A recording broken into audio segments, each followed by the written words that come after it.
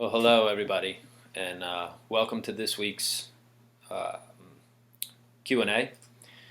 I'm going to dig into the topic that a lot of people have been asking about. I just got a flurry of emails in what seems like a sort of fortuitous coincidence because it's something I wanted to talk about, but a lot of you are asking about various psychological and even, I would say, psychiatric kind of issues related to reflux. Hey, not only do I have acid reflux, I'm also feeling very, anxious, stressed, on edge, depressed, etc. Is this related? So let's dive right in, because here's what I want to say about that.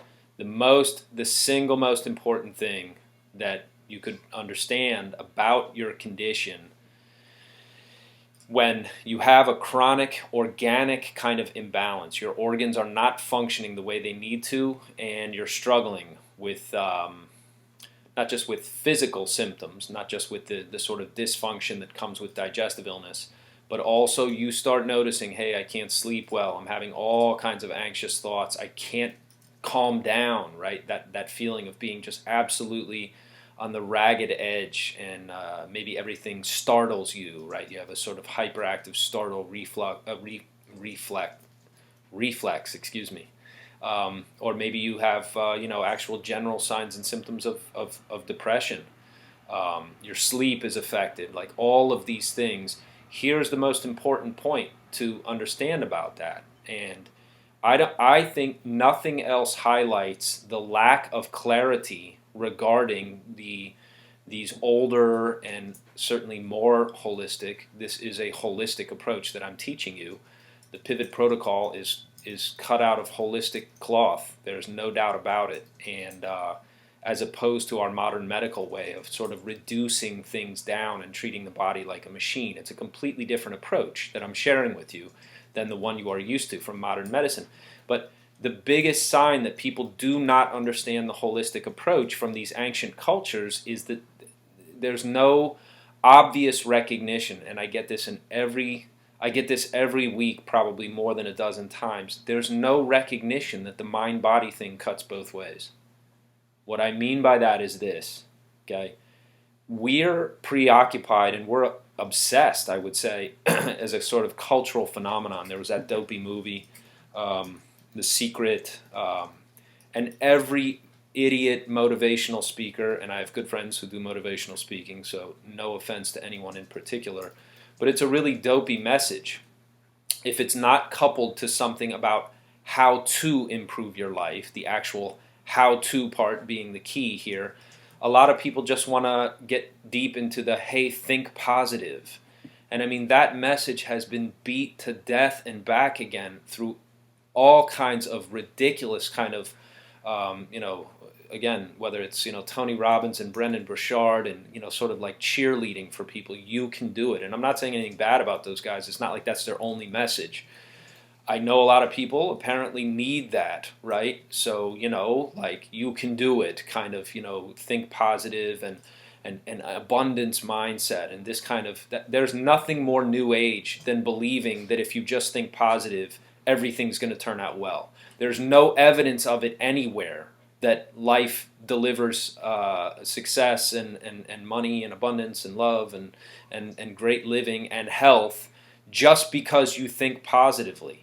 And it's the worst kind of seduction to allow yourself to be dissuaded, or to allow yourself to be persuaded and seduced by a message that says, if you just think everything's okay, it will be okay. And in medicine, it's almost suicidal. It's certainly, if I was practicing medicine that way, that's malpractice. There's just no question. That's not medical practice. It's not medicine. That's wishful thinking. That's the worst kind of nonsense that you see in anything. And to my total chagrin, I've actually run into medical doctors who are now, I think because they're so dissatisfied with their own sort of cult of the AAMA and the AMA, excuse me, and sort of just the incredible dogma that surrounds modern medicine, that they too, right, have this incredible desire just get out of that by any means possible. And so wishful thinking is very seductive, even to people who we think are scientifically trained and who think scientifically. So this is a culture-wide phenomenon. And if you believe that thinking positive is going to fix your reflux, you're so far off base that if you don't get this message and you don't understand that there's also an organic reason for your psyche, for your mental emotional apparatus to be out of whack, that the mind-body thing works in both directions, that if your organs are diseased and not working the way they're supposed to, that of course that is going to show up in your psyche. Your physical body is ill and your psyche is imbalanced. How could it possibly be any other way? So the main message, the main thing that I want you to understand is that this mind-body thing cuts both ways. It's, of course, so let's give the devil his due. Of course, if you believe you can do something, that's a way of thinking positive. I believed that I would figure out a way to heal myself. I wasn't always sure that I was right, but I kept believing that there was some way for me to continue regardless of how sick I was. Well, you better believe that. You better believe that it's worth getting up in the morning and to continue on even in your darkest hours, because not thinking that is obviously not good for you. It's not enough by itself. That's my point. And the mind-body thing and the importance about your psychology, what happens to your psychology. Your psyche is affected by your reflux because your organs are not functioning right. Now, this is a real revelation for most people, but when I say the mind-body thing cuts both ways, understand, okay, your body is diseased, and so your mind is affected by that. Your emotions are affected by that.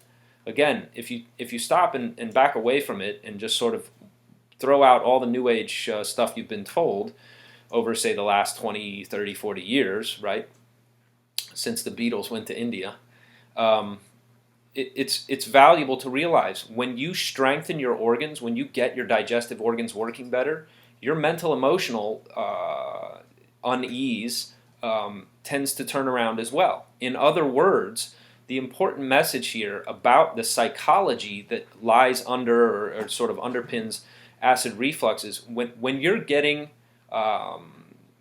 when you feel anxious, the progression of your psychological postures happens like this.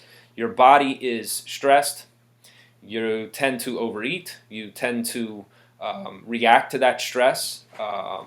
The heat in your metabolic level is elevated, and so your body's demanding fuel. Your body's demanding resources in order to keep itself going. Okay, we talk about this as a type of internal heat. I go into this in such detail and really lay this out for you and which organs are to blame, right, inside the pivot protocol.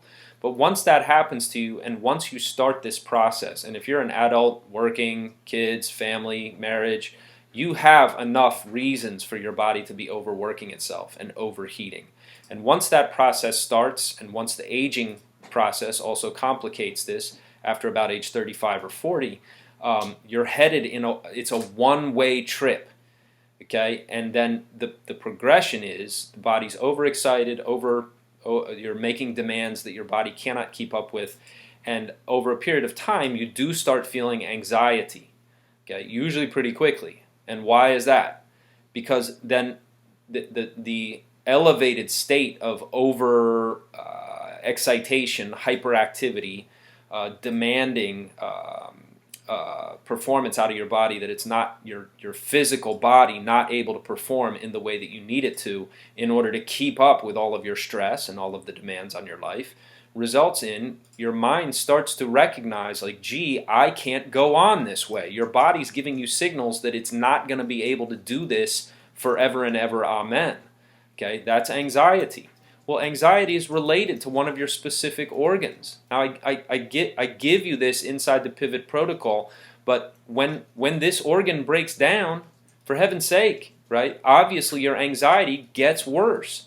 So the point is, if you're feeling anxious, if you're feeling, right, on edge and sort of that hypersensitivity. I talked about it, right? That very elevated startle reflex that happens when you're just so jittery, right? You can barely keep yourself going, and maybe even drinking tons of coffee and stimulants and all the rest, right? That feeling leading to, oh my goodness, I can't go on like this kind of anxiety. That's a sign. Those are signs and symptoms that your liver and spleen are out of balance and disharmonious. Okay. Now, the good news is, right? You can do something about that. And that when you begin to repair your organs, your psyche, your anxiety, your stress, your hyper startle feeling of being on edge all the time starts to diminish as well. And this even works for, I'm not going to talk too much about depression, it's a little bit of a dicey issue. I'm aware if you have serious brain chemistry imbalance, that's serious depression. It can be very dangerous, obviously. People end up doing themselves in because they feel like nothing's ever going to change. And so depression's a really nasty animal, but there's no doubt that it's also related to, right, at least the early onset of depression. You can trace it right back to your organ function. And that, just like I've said about anxiety and stress, if you're at least mildly depressed and you don't need actual doctor's supervision, you can pull yourself out of depression. You can pull yourself out of at least the beginnings of what leads to serious depressive disorders just by harmonizing your organs. This is why I talk about it and why I named this the pivot. And by the way, that's not even my name. I translated it from another language, from another culture. They talk about this as the pivot. And as I explained, right, in multiple places, the pivot is the place where you either turn and pivot toward illness or you pivot toward health and wellness. So everything is tied to these core organ balance or imbalances. When you're imbalanced, you are pivoting toward illness. If you are balanced, if you can get these organs working in a harmonious way, you end up finding out that actually everything improves. Your digestion improves, your sleep improves, your elimination improves, your pain goes away because you're sleeping better, your inflammation is less, your mood improves. Everything improves when this pivotal system is working correctly, and if you trace it right down to the bottom, right to its most fundamental bedrock, it's your liver and spleen that have to work well together. Now I go into this in way more detail in the pivot protocol. But just understand, okay, mental emotional illness and your digestive organs are related in the following manner. Okay, when you are anxious and stressed and on edge, that's a sign. You need to understand that that's a sign that your organs are out of balance or dysfunctioning. Okay? It's not just a psychological phenomenon, like, oh, I have a big deadline and I'm so stressed. Yeah, I get that, but your organs are also sending a signal to your mind. Okay? So the number one thing that I'm telling you here is that, number one, outsmart your moods. If you know that you're dealing with psychological, oh my God, I'm so stressed again today and I'm really anxious. I don't know if I can go on like this. That's a sign that your organs are out of balance. And if you recognize it, at least you have that moment of, well, I need to keep working to harmonize these core digestive organs, because when they work better, my mood is going to improve. That's a huge breakthrough. That's a huge breakthrough, just to know that, okay, I'm experiencing this emotion, but it's also related to the terrible digestive problems that I'm having. And when I work on my organs to get them to work better by following the pivot protocol, you find out that actually your emotions and your psychological profile begins to improve. Okay, if you are stressed long enough, you are headed for depression. In the holistic model, it's basically on a continuum: stress, anxiety, depression. Okay, depression is like, I give up, right? I can't handle this anymore. Anxiety is like, I don't know if I can keep going on like this. And stress is like, okay, well, we have a big day today. Let's go, let's go, let's go. And you push hard long enough, you find out that stress leads to anxiety, leads to eventually depression. And if you're depressed long enough and you have really serious sort of psychiatric imbalance and even brain chemistry imbalance along with that, obviously you're headed into real trouble. But a lot of that stuff you can pull yourself out of. If you need medication, obviously you take medication. I'm not giving personal advice here. If you need to talk to your doctor, you talk to your doctor. Okay, these are not light-hearted kind of subjects. These are serious topics. Okay, the way you beat your psychological imbalance: harmonize your digestive organs. This is one of the most important things that I could teach you. This is an absolute breakthrough for people. Do you want to be taking, mood meds and benzodiazepine and depression, antidepressants and all the rest? No, obviously not. If you could do away with those, do away with them. But so much of this has to do with just how your organs are functioning. So the important takeaway here, obviously, is that the Pivot Protocol does help you deal with psychiatric and psychological kinds of aspects of your health and illness. When your organ function improves, your mental emotional function also, your mental emotional capacity also tends to improve. Okay? I'm going to deal with other questions here, rapid fire. One person asked me about homeopathy, energy healing. The comment was, I'm thinking about adding homeopathy in reduction of stress and help in restoring calmness. What do you think about energy healing? What I think about it is you shouldn't waste your time. Most of the people involved in energy healing, and not everybody, and usually they're good people, but they're not very clear on what they're doing, and it's not always clear who's treating whom. Okay, there's a lot of people who get into quote energy healing. Understand that in ancient cultures, if you messed around with anything that we would equate to quote unquote energy healing, like say in China or Japan, right, or any of these Asian countries, if you have 40 years experience as a doctor with clinical medicine, now you can start playing around with people's quote energy, okay? Because to do that, and what do we do here? And this is why I say, like, you understand how big the New Age complete nonsense thing has taken over from any substantive kind of discussion and meaningful kind of understanding of the material that comes from, and not just Asian medicine, the same, right? The people, the indigenous tribes in South and Central America that I've run around with, they too understand this, right? You don't play around with that. In our country, in North America, where I am right now, people go to a weekend workshop and they're like, I'm level 2, I'm a level 3, now I'm a Reiki master, and all of this. And it's like, well, I know some of these people. Some of them I count as friends, certainly colleagues, or I know them through other work. But I stay as far from that as possible, and I recommend you do too. It's up to you. I'm not giving you advice for your life. Go find out for yourself, right? A lot of these people are dealing with psychological problems and just misunderstanding about how the body and mind work of their own. It's very questionable who's giving healing to whom, right? And don't think that this phenomenon of people being vampires, don't think that that's not real. It's absolutely real. You go into an energy healing session and you come out absolutely wiped out and drained, and then the person who was with you, quote unquote, doing the energy healing has picked up all your negative psychological psychic energy and has to deal with that. I mean, it's a disaster, and people are not trained in how to do this, and by and large, there's no reason to do it. If it stood up to scientific rigor, and it's not that we're not finding out more about the subtle fields that control and surround. There's plenty we don't know about human health, but the idea that people are going to, a weekend workshop or two and then running around calling themselves masters of anything is, I think, all you need to know. If that's not a warning sign for you, then God bless you, good luck to you, and go through all of the nonsense that you want to go through before you figure it out for yourself. As for homeopathy, there's no doubt there's something to it. There's just no doubt about it. There's at least one homeopathic remedy that I genuinely keep around and have used. It's good for nerve pain, right? Very few things can help with nerve pain. So what are you going to do? If it works for you, it works. As homeopathic remedies for hardcore digestive imbalance, forget about it. There's no possibility you're going to get healing from that. These are almost mechanical, organic imbalances. When your liver's too hot, it's too hot. Homeopathy ain't going to help that, right?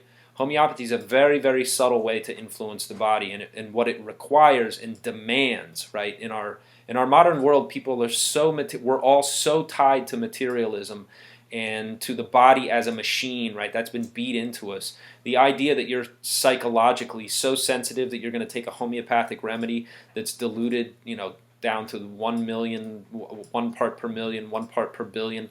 It's preposterous to think that that's going to help something like acid reflux. But you try it for yourself, okay? It certainly won't harm you, so that's all I have to say about that. Somebody asked me what goes with what. Talk about the FODMAP. FODMAP, people say. FODMAP, right? I don't even remember what the abbreviation is. I'd have to jump on Google and check it out. It has to do with understanding the difference. It has to do with a lot of what I'm teaching in the Pivot Protocol, which is not all carbohydrates are the same. Okay, obviously, right? Eating white bread or pastas or sort of simple sugar, potato chips, right, is not the same as eating a sweet potato. They are both carbs, but they are not the same kind of carbohydrate. You have a long chain polysaccharide, that a complex carbohydrate that burns very slowly, that is very, very good and nutritious and helps you stay gassed up for fueled up for a long time during the day. And you have another one that is essentially the same as sugar. And you put it in your body, and your body recognizes it as a very simple sugar. So the FODMAP whole subject and movement, right, is to really essentially, right, get people to recognize that certain carbohydrates will trigger symptoms because that it is the same to your body chemically as eating sugars. You're eating a simple sugar, just like if you ate any other sugar. And think about reflux. Think about what we're talking about here. Sugar's damp. Okay? Sugar creates dampness. Sugar overstimulates your body. Not only do you end up with more dampness and phlegm and mucus and everything that goes along with that, but now you've overstimulated your organs and you're worse off. Now your fatigue is worse. Okay? If you have put sugar into a bucket with a bunch of bacteria, you get bacterial overgrowth. So what do you think is happening? If you're eating simple carbohydrates, you're in big trouble. Now, people go, okay, so no carb diet, right? It's like, no, that's exactly what we're not saying. What I'm pointing out is that carbohydrates are not the same. It's too broad. It's too vague. It's not a high resolution category. If you say, so I should cut out all carbs. You can't cut out all carbohydrates and be healthy. I've never seen it, right? You could do it for a short period of time and go on a high protein kind of thing. And I think for certain, no doubt, for certain autoimmune stuff, you may consider that, at least to see how your body likes it and how you react. But you need carbohydrates. I go into this in more detail in the Pivot Protocol. You have to understand the role of carbohydrates and the difference between simple sugars and complex sugars. Swollen lymph nodes. Can acid reflux cause swollen lymph nodes on the right side of the throat? Doctor says it's reflux, but I don't believe it. Yes, of course. Look, understand your digestion. And again, this is all detailed for you in the protocol. Your digestion is the basis of your immune system. Your lymph nodes are sort of, let's say, the headquarters is in your intestinal tract. Most of your lymph nodes are in your intestines. Why? Because that's where all the bacteria is. Okay, 100 trillion bacterium live inside you. It's a lot of bacterium. So how does your body keep that from overwhelming you and killing you, right, with a massive infection? Well, partly it stays in your intestines, okay? But partly you have a ton of lymph nodes, and the lymph nodes are, and this is the thing that's so mind-bending about the human immune system, your lymph nodes are learning from the bacteria. Your lymph nodes are the part of your bloodstream, and they're smart blood cells. They look for, this is bad, oh, this one's good, and your body figures out how to kill off bad bacteria when it invades, when it gets into your bloodstream, or when it's causing problems somewhere. And also, oh, this cell is good, let's not attack that. So your immune system, you can ponder this for hours. Your immune system actually knows what is you and what is not you. And it's an amazing, amazing system to study because it's always learning from the ambient bacteria and sort of what is going to help you versus what is going to harm you. And somehow we've evolved that at the cellular level, your body knows what is good for you and what is not. Obviously, you want to interfere with this system as little as possible. When you have swollen lymph nodes, it means your immune system is active. It means you have an infection running around the body. One of the first places that shows up is in your throat. Okay, so that's a great sign. And again, I don't know about this individual particular person, but let's just say, as a general comment, as a general observation, if you have a swollen throat and your lymph nodes are swollen in your throat, you have an infection somewhere. That's what it means. Every mother knows this when your kid gets a sore throat. You look at the tonsils and like, oh my goodness, there's no question you're sick. Okay, it shows up in the throat first. okay, for reasons that I also explain deeper. Why is the throat so involved with acid reflux sufferers? I go into this. You have to understand the relationship. It's not a digestive organ, but your liver does affect your lungs, okay? That heat in your liver affects the lungs. I've told most of you about this already. Can you quit PPIs cold turkey? Yes, you can. I mean, you know, again, listen to your doctor and then decide for yourself. This is not like getting off heroin. This is not like getting off, heavy duty, depression, psychiatric medications where you could have a seriously bad reaction. If you get off PPIs, get off PPIs. You're not going to die if you just stop taking them. There's nothing wrong with just quitting cold turkey. Your doctor won't tell you that, but you can do it, right? I've done this enough. I've worked with enough people. There's nothing wrong with quitting. The main thing is you want to be pretty radical with your approach on how you're going to help yourself, because if you've taken them and they made any difference at all, you're going to have to go through the protocol, right, and follow very, very with great discipline the exact steps, or you're going to have, right, if you've taken something that was affecting your stomach acid and now it's gone, you're going to have to do something to augment that and replace what it was, the effect it was having. Mostly, as we know, the effect of taking these acid blockers is very bad for you.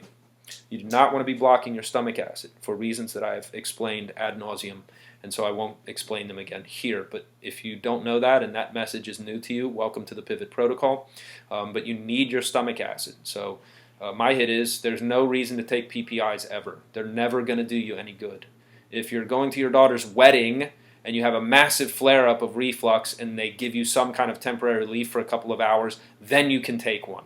Okay, but otherwise there's absolutely no reason to be taking PPIs. They only do you harm. Even if they bring you temporary relief, they are harming your other organs because they place a burden on the rest of your body. Weight loss. I got to wrap up here, guys. Oh boy. All right, I'll try to tackle the rest of these. Weight loss. Look, when you're burning your resources up, when that metabolic thing is creeping up and the heat thing is overwhelming your body, and this happens more and more as you get older, right? You'll notice this, right? Your body overheats more and more frequently, easier and easier. You burn up your fat. You burn up your resources. Fat is stored fuel in the body. So causes and mechanisms of weight loss, you're burning yourself up. Okay? That's a sign of excessive heat. It happens to you anyway with age. I mean, we do burn up and die. We burn up and burn out. Okay, but the weight loss thing is almost always a sign that the heat part of your condition has spiraled out of control. Again, I tell you what organ is responsible for this. I share with you what to do about it. I even have more solutions coming out. I've actually, it's hilarious. It's like I've been out of clinical medicine except for friends and family for quite some time, about 2.5, 3 years. I realize I've forgotten certain things. So I have new videos that I'm going to be posting inside the member site, inside the material. If you're new to the Pivot Protocol, you're going to see all kinds of great stuff in there. If you have the Pivot Protocol for the last, say, year or so, then you're going to get even more good material that you can study as I get to it. But I keep remembering certain things that I learned along my journey, and I go, oh, that would probably help some people. I'll put it in the member material and let people know about that as well. So how to deal with this burning out of control, burning your body up, it's almost always going to be related to, again, some kind of heavy-duty, at least borderline autoimmune condition. If your body's working that hard, it generally means that your immune system is also involved, and you're just burning up your resources trying to stay well. Okay? Somebody asked about cleansing, the liver flush. Should you flush your liver? First of all, how do you flush your liver? I mean, really, how do you flush your body out? If you're going to take laxatives or you're going to do colonics and all kinds of enemas and colonic irrigation, be very careful. My hit is it's a waste of time. It's very dangerous. You can imbalance your electrolytes so badly that you actually cause kidney failure. And that's no joke because you can die from it, right? And nobody thinks of this, but by and large, you're definitely damaging your body's reserves when you flush out your system in any way, shape, or form, whether it's from a laxative or from colonic irrigation from the other end. You are causing a massive imbalance. You're supposed to have bacteria in this digestive tract all the way down. Okay, you're supposed to have certain things living in there. When you flush them out, the first thing that comes back, just like when you take antibiotics, is generally yeast. So if you're going to do any kind of cleansing, right, you're causing the exact condition that will cause autoimmune disease and bacterial overgrowth and all the problems that we're trying to get rid of. So cleansing to me is a disaster. Most people have no idea. If you have a bowel obstruction, okay, then maybe you need to flush something. But if you have a bowel obstruction, you're in the hospital, okay? And then in that case, they will probably know how to handle you better than you trying to do a bunch of cleansing. People are obsessed with cleansing because somehow it's like you're not pure enough, or it's a weird psychiatric kind of quirk. You're supposed to have bacteria up your butt, so don't flush it out because you're causing problems for your body. Your body has to now fix that, right? And that's a big, big problem. The deeper down you do your cleansing, deep into your intestines, the worse damage you do, and the harder it is for the body to deal with it. And look, do anything that you want to do. You want to cleanse your body and flush your guts out and all the rest, be my guest. But I'm telling you, I've already seen all of this. I've done some of these things myself. I know what I'm talking about. Not only are you adding work to your recovery and adding time to your recovery process, but you're creating a much worse condition that you have to overcome. You have to get back to where you were before you did some of these things. So don't do it. That's my advice, right? Hopefully that comes as a real as a piece of good news, because quite honestly, it's a lot of hassle going through cleanses and then undoing the damage from them. I'm a borderline type 2 diabetic. I'm now trying my best to follow your advice, but the doctors informed me I'm type 2 diabetic. I'm underweight and don't know what to do. Any advice, please? Diabetes is a heat disease. It is a wasting disease. It is exactly what I've already described, which is your body is burning itself up and out. Okay, this is very easy to do in the modern world because everything is run and gun and go, go, go, and just have another cup of coffee and it's okay. You can use stimulants all you want and take Red Bull and these amino acid drinks that stimulate your metabolism and all the rest. Nobody thinks about whether or not we have any money in the bank to pay for that. And after age 40 or so, your substance, your physical body is by definition halfway done. You don't have any more extra fuel to burn. And so if you're running hot for a number of years, like too many years, you're in trouble. There's no doubt about it. So my advice is, right, follow the pivot protocol. No matter what else is happening. And by the way, there's a reason they call type 2 diabetes adult onset diabetes, right? Your body is less able to process sugars in your blood. So best thing to do is don't put sugars in your blood. That's the advice. But I teach you how to do all of this inside the pivot protocol. Every bit of the important details that I've left out of this video can be found in the pivot protocol. All of the different questions that I addressed here, from psychiatric and psychological sort of imbalance and the psychology of reflux, all the way down through the various questions I've covered in this 30-minute video, are all covered in real detail in the pivot protocol. Okay, with the possible exception of energy healing. I don't think I goofed on these people too much inside my program. Maybe I did, because I always try to throw them under the bus. I think it's a very, very dangerous thing. But look, the pivot protocol is the comprehensive way and the goal of the protocol is for you to be your own doctor. Now, doctor in air quotes here. I'm not turning you into a doctor. Don't pretend that you're a doctor. Don't say Christian said I'm now a doctor. I'm not saying that. I'm saying that you know your body better than anybody else. Of course. How could it be otherwise? You're with you 24/7, right, for your entire life. You know what you're going through. So if you understand how to interpret what your body is saying, you become the expert on your health. And that's worth a little bit of struggle. That's worth a little bit of time for you. So I didn't mean to let this run quite so long, but the response to the videos has just been overwhelmingly positive, and I'm so happy for that. So thank you all. Keep the comments coming and keep your questions coming. Let me know how I can help you next week in the next video. I hope this is really helpful, and if you haven't gotten with the pivot protocol, get started. I can't even imagine that if you're trying some other approach and it's not working, that you wouldn't give this a look. We're a real company. I have a real team behind me and customer service and all the rest. If for any reason it doesn't work for you, I don't really want your money. And I'm not saying that everybody can get well from this. There's a lot of complicated things that can't be put in an online program. That's why we have clinical medicine. That's why doctors work with you one-on-one. I know that I saw some cases during my years in medicine that were probably beyond what people would have been able to heal on their own. So unfortunately, that's just how it is. But for most things, for 96% of you watching this, the pivot protocol is going to make a massive, massive difference in your life if you're dealing with chronic digestive illness. And it doesn't matter what else you're doing. If you're going to another doctor, if you're trying some other approach, if you're already taking medications for diabetes, start the pivot protocol. It's going to benefit everything else you're doing because it's about making your body work efficiently again and keeping it that way. Once you get the pivot protocol under your belt, you're never going to go back to not knowing how to take care of yourself better.